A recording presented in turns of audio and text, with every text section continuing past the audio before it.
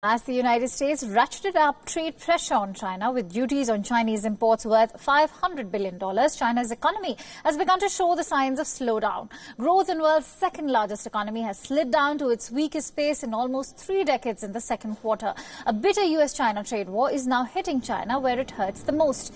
The U.S.-China trade war, coupled with the weakening global demand, is weighing on the world's number 2 economy.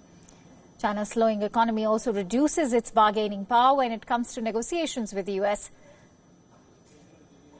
China's second quarter GDP growth has slowed to 6.2%, the weakest rate in almost 3 decades.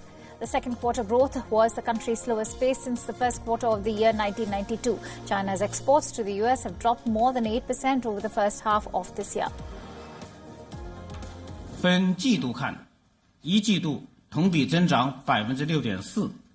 二季度增长6.2%，分产业看，第一产业增加值23207亿元，同比增长3%；第二产业增加值179984亿元，增长5.8%；第三产业增加值247743亿元，增长7%。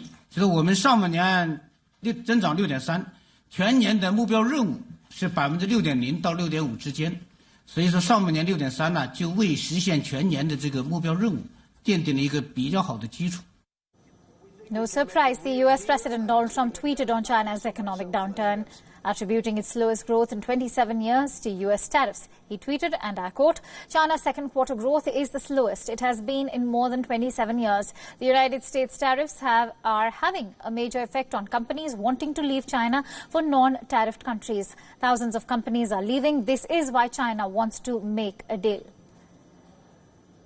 Beijing has introduced measures this year to boost the economy, but they have not been enough to offset a domestic slowdown and softening overseas demand. Analysts, however, expect Beijing will step up support for the economy in the coming months. Beijing has already announced a fiscal stimulus to underpin growth this year, announcing massive tax cuts worth nearly $291 billion and a special bond issuance by local governments to boost infrastructure and construction.